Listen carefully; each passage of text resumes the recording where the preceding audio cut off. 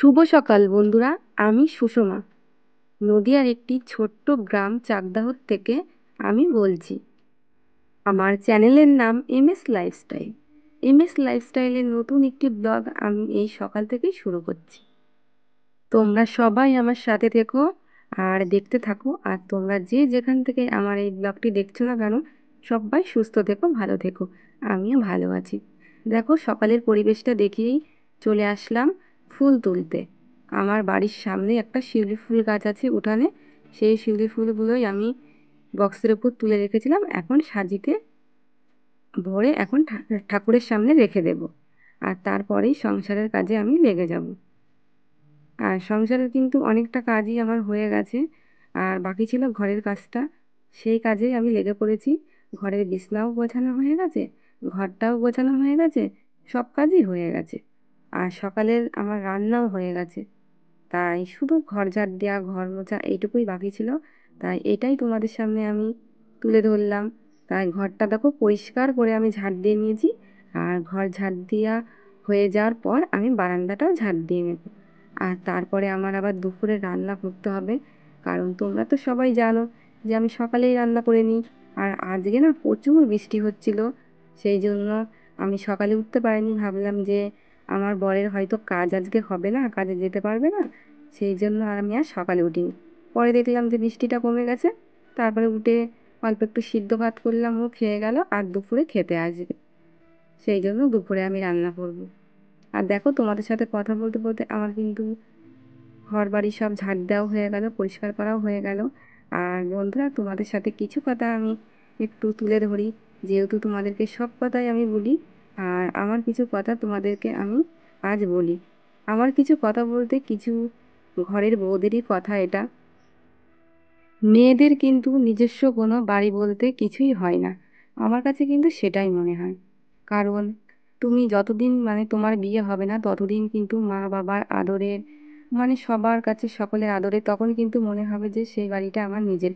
কিন্তু বিয়ের পরে কিন্তু স্বামীর ঘরটাই মেয়েদের কাছে মনে হয় যে নিজের ঘর। কিন্তু কিছু সমস্যার কারণে বা পারিবারিক কিছু কারণে এক এক সময় মনে হয় সত্যি যে এই বাড়িটাও আমার নিজের না। আর যেটা আমার বাবার বাড়ি সেটাও মনে হয় নিজের না, কারণ সেখানে 2 দিন 3 দিন আমরা যাই অতিথির মতোই। মা বাবা খুবই ভালোবাসে, মা বাবা তো মা বাবাই হয়, মা বাবা কিন্তু খুবই ভালোবাসে। আর সেখানে গেলে তবুও যেন পরপরই মনে হয়, কারণ যেহেতু বিয়ে হয়ে গেছে, বিয়ের পর নিজের সংসারটাকেই নিজের মনে করি। আর বাপের বাড়িটাকেও অতিথি মনে হয়। আর এখানে এসে যে সংসারের সমস্ত কাজ করতে হয়, একটা দায়িত্বর মধ্যে পড়ে যেতে হয়, এখানেও কিন্তু মনে হয় যেন আমরা একটা অতিথি। আমাদের কিন্তু মেয়েদের নিজস্ব কোনো বাড়ি বলতে কিছুই হয় না। আর বেশিরভাগ মনে হয় যখন সংসারে কোনো অশান্তি হয় বা সংসারের কিছু লোক যখন এমন একটা ব্যবহার করে খারাপ, তখনই কিন্তু এই কথাগুলো বেশি মনে পড়ে। তখন খুবই খারাপ লাগে, নিজেকে একা লাগে। মনে হয় যেন নিজস্ব কোনো বাড়ি বলতে কিছুই নেই। কিবা বাপের বাড়ি কিবা শ্বশুর বাড়ি, কোনো বাড়িটাই যেন মেয়েদের নিজের কোনো বাড়ি না। আর কি বলো তো বন্ধুরা, সংসারে শুধু যে স্বামী ভালোবাসবে, স্বামীর ভালোবাসাটাই সব, সেটা কিন্তু না। স্বামী ভালোবাসলো ঠিক আছে, কিন্তু স্বামী তার বাড়ি বাড়িতে তো সবসময় থাকে না। সে কাজে চলে যায় সকালে, আর সেই বাড়িতে আসে সন্ধ্যা হয়ে যায়, সারাটা দিন বাড়ি থাকে না। কিন্তু বাড়িতে তো আরও অনেকে থাকে না, তাদেরকে মিলিয়েই সংসারটা। কিন্তু তারা যদি এমন ধরনের ব্যবহার করে, তখন তো একটু খারাপ লাগে, খুবই খারাপ লাগে। তখনই নিজেকে অতিরিক্ত একা মনে হয়, খুবই খারাপ একটা ব্যাপার। আর তারপরে আর কি বলবো, প্রচুর সমস্যা সমস্যা বিয়ের পরে মানুষের জীবনে যে এতটা সমস্যা নেমে আসে তা বলার মতো না। আমার জীবনেও সেটা হয়েছে, তাই তোমাদের সামনে একটু তুলে ধরলাম। হয়তো অনেক মেয়েদের জীবনেও এমন ঘটনা ঘটেছে, সবটাই আজ তোমাদের সামনে তুলে ধরলাম। আর আজকে রান্নার মেনুগুলোও তোমাদেরকে দেখিয়ে দিলাম। ডাল করেছি, সব রকম সবজি দিয়ে একটা তরকারি, আলু ভাজা, ভাত, এটাই মেনু। আর তোমাদের সাথে প্রচুর কথা আমি শেয়ার করে ফেললাম বন্ধুরা। কমেন্টে কিন্তু অবশ্যই জানিও যে কেমন লাগলো তোমাদের ভিডিওটা আজকে। আর তারপরে দেখো, সমস্ত কাজ তো করেই নিয়েছি, রান্না করে নিয়ে স্নান করে আমি চলে এসেছি পুজো দিতে। আর চুলটা আমি আঁচড়াইনি, কারণ ভাবলাম যে পুজোটা দিয়ে নিই, প্রচুর দেরি হয়ে যাবে, আবার এদিকে আবার আমার বর চলে আসবে খেতে। সেই জন্যই আমি তাড়াতাড়ি করে পুজোটা দিয়ে নিলাম। আর দেখো আমাদের বাড়ির কাছে শিউলি ফুল দিয়ে কত সুন্দর করে সাজিয়ে পুজো দিয়েছি, অনেক ফুল ফোটে। আর তারপরে আমি চলে এসেছি চুলটা আঁচড়ে নেবো ভালো করে। আর প্রচণ্ড চুল উঠছে মাথায়, চুল তো নেই এখন বলতে গেলে, আগে প্রচুর চুল ছিল মাথায় অনেক। আর এখন থাকবে কি করে, মানে নানান রকম সমস্যায়, নানান রকম শরীরে রোগ বৃদ্ধিতে আরও প্রচুর নানান রকম ওষুধ খেতে হচ্ছে, সেই জন্য আরও সমস্যা হচ্ছে। তার মধ্যে যদি মানে মনে সুখ থাকে, শান্তি থাকে, সব কিছুই ভালো লাগে, রোগ বৃদ্ধি কিন্তু তখন কাছে আসতে পারে না। বন্ধুরা দেখো দুপুরবেলা চলে এসেছি, আমার সমস্ত কাজ হয়ে গেছে, রান্নাবান্না হয়ে গেছে। আর আজকে আমার বর হচ্ছে টিফিন নিয়ে যেতে পারিনি, কারণ বৃষ্টি হচ্ছিল ভোর থেকে, বৃষ্টি হচ্ছিল। আমি ভেবেছি বৃষ্টি হলে তো কাজে যেতে পারে না, মনে হয় কাজে যাবে না, সেই জন্য আমি আর রান্না করিনি সকালে। তারপর পরে দেখলাম যে বৃষ্টিটা কমে গেছে, তখন 8টা বাজে, 8টার সময় রান্না করে আমি আর কমপ্লিট করে দিতে পারি 8 ঘন্টার মধ্যে। সেই জন্য প্রেসারে সিদ্ধ ভাত করেছিলাম, সিদ্ধ ভাত খেয়ে কাজে চলে গেছে। আর বললাম যে দুপুরে একদিন একটু আসো কষ্ট করে খেতে, আর অনেক দূরে কাজ করে আসতেও কষ্ট হয়, তাই এখন খেতে এসে যে ভাত বেড়ে নিচ্ছি। আর ছেলের ভাতও দিয়ে দেবো, আমি পরে খাবো।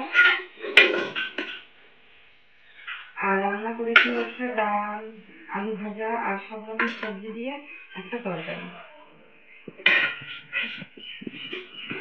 এই যে আলু ভাজা। আমি ভাতগুলো বেড়ে নিই, তোমরা সবাই সাথে থাকো, আর তারপরে আবার তোমাদের কাছে পরে আসছি। Hi friend, good afternoon. দুপুরবেলা চলে আসলাম খেতে। আজকে সকালবেলা তোমাদের দিদিভাই রান্না করে মানে যাইনি বলা ভুল, দিয়েছে। কোনো রকম বৃষ্টি হচ্ছিল, তা ও পুরোপুরি রান্না করতে পারেনি, কোনো রকম প্রেশারে ভাত করে দিয়েছে, অল্প একটু খেয়ে চলে গেছিলাম। তা সব কিছু দিতে পারিনি। তা দুপুরবেলা বললো আসতে, বাড়িতে চলে আসলাম। যে বাড়িতে এসে খাচ্ছি, অনেক দূরে কাজ করছিলাম। এই খেতে বসেছি জাস্ট, মানে ডাল আলু ভাজা এই দিয়ে করেছে, আর কি করেছে আমি সঠিক জানি না, দেখতে হবে। একটা সব রকম সবজি দিয়ে একটা তরকারি চচ্চড়ি। আমি তো মানে আমাকে বলেছিল মাছ নিয়ে আসতে সকালবেলা, কিন্তু বৃষ্টির কারণে যেতে পারলাম না। আমি জানি কাজে যেতে পারবো না, থাক বেলা হলে পরে মাছ নিয়ে আসবো। কিন্তু বৃষ্টি দেখি থেমে গেছে, এবার আমার কাজে যেতে হবে, তাই তাড়াহুড়ো করে কাজে বেরিয়ে গেলাম। আর মাছ আনা হলো না, দেখি কাল তোমার মানে আগামীকাল যদি আনতে পারি নিয়ে আসবো। রাতে ডিম আনবা, ডিম ভাজা হবে। ঠিক আছে, ডিম আনতে হবে, আনবো। তাহলে আমি খেয়ে নিই। আর ডাল হচ্ছে প্রিয় দুজনারই, ছেলের আর ওর বাবার দুজনারই ডাল প্রিয়। ডাল হলে ওদের আর কিচ্ছু লাগে না, শুধু ডাল দিয়েই ভাত খেয়ে নেবে। আর দুপুরবেলা আসবো জানে ওরা, এই জন্য কেউ ভাত খাই না এখন পর্যন্ত, 2টো বাজে। তার মধ্যে একসঙ্গে খাবে, মানে ওরা জানে যে আমি দুপুরবেলা বাড়িতে আসবো, এই জন্য খাইনি কেউ, মানে একসঙ্গে খাওয়া দাওয়া করবো তার জন্য। আর যেদিন বাড়ি থাকি না সেদিন ছেলে আর ছেলের মা দুজনেই খেয়ে নেয়, আমি কাজের সাইডে খেয়ে নিই।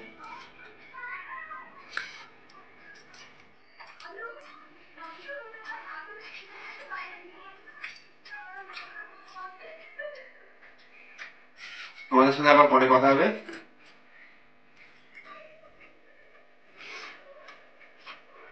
তা বন্ধুরা চলে আসলাম তোমাদের সামনে সেই সন্ধ্যাবেলায়, সেই দুপুরে তোমাদের সাথে কথা হয়েছিল।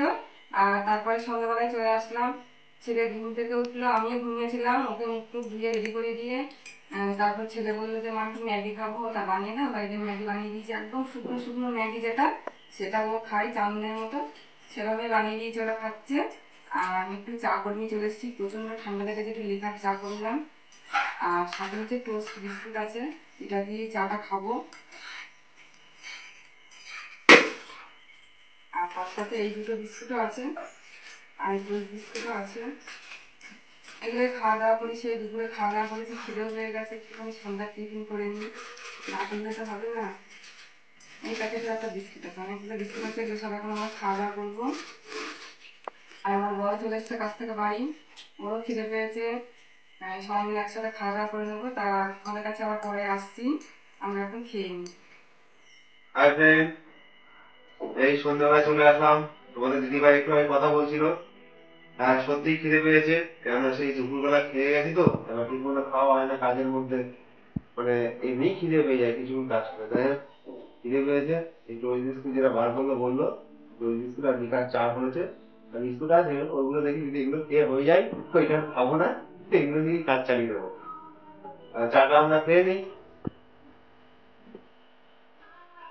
আর আজকের ভিডিওটা কেমন লাগলো তোমরা সবাই কমেন্ট করে জানিও। আর ব্লগটি এখানেই শেষ করছি। তোমরা সুস্থ থেকো, ভালো থেকো, গুড নাইট।